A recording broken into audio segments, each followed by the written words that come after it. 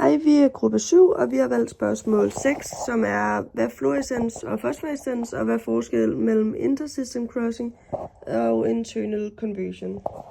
Og ja, man kan ligesom starte med at se på et system, hvor vi har et molekyle i en lavere tilstand, som så optager en foton, og derfor bliver exciteret op til en tilstand med en højere energi.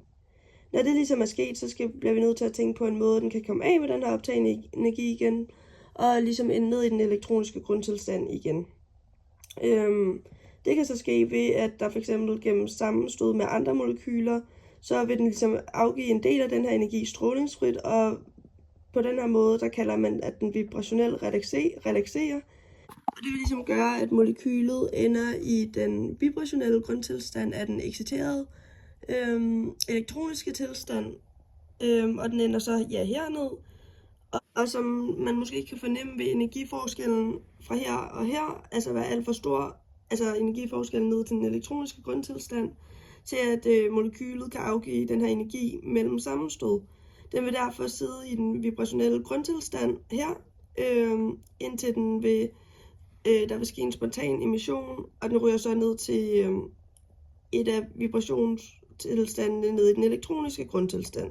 Og energien ligesom afgiver så vil udgives som fluorescens. I og med at den ligesom bare skal ryge ned i en af de her anslåede vibrationstilstande af den elektroniske grundtilstand, så vil energidifferencen altså være mindre, end man så ved absorptionsspektret.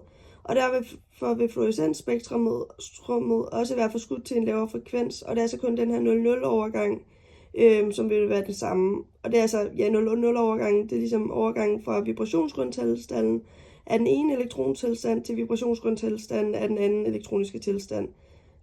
Og det giver jo derfor ret god mening, at den ligesom er fælles for absorption og fluorescensspektrummet. Noget andet, som kan ske, det er det, der kaldes internal conversion. Og ja, vi ser så her igen, at molekylet er blevet exciteret til en elektronisk anslået tilstand. Og der vil ligesom også være en anden anslået elektronisk tilstand, som har samme spinmultiplicitet som den første, men altså med lavere energi. Og vi kan så se igen, at der sker det her vibrationelle relation, og den vil så komme herned til, hvor den så kan lave det her internal conversion, og ryge over i den anden tilstand, hvor den igen vil vibrationelt relaxere, indtil den til sidst kommer ned til den vibrationelle grundtilstand herover, og den vil så igen henfælde til den elektroniske grundtilstand gennem fluorescens. En anden proces, som minder om, det er intersystem crossing, som man kan se, det starter med det helt samme. Den eneste forskel er egentlig, at den anden exciterede tilstand, den har en, højere spinmultiplicitet. Og et eksempel kan så være som her, at det er en triplet tilstand, som har en lavere energi i ligevægtsgeometrien.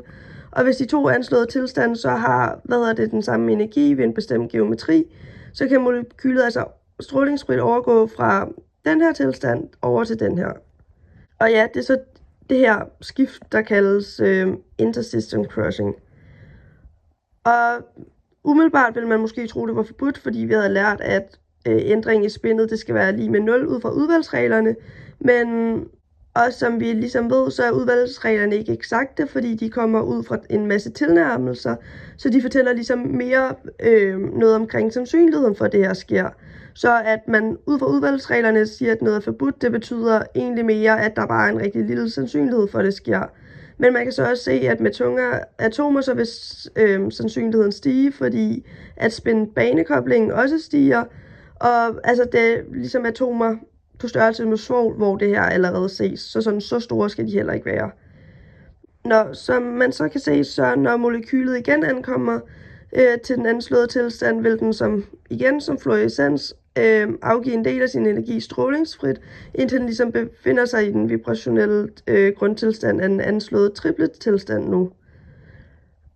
Og så vil molekylet som ved fluorescens udsende en foton via spontan emission og overgå til en vibrationel tilstand af den elektroniske grundtilstand. Men da grundtilstanden igen er en singlet, så vil sandsynligheden for, at den her proces sker, også være meget lav. Og levetiden af den anslåede tilstand er derfor større end for den anslåede tilstand i fluorescens. Og det betyder altså også, at molekylet har en meget længere levetid op i den her triplet state. hvilket så også gør, at det tager betydeligt længere tid for alle molekylerne at komme tilbage til grundtilstanden gennem fosforescens end fluorescens. Og det gør altså også, at prøven vil udsende lys betydeligt længere end fluorescens.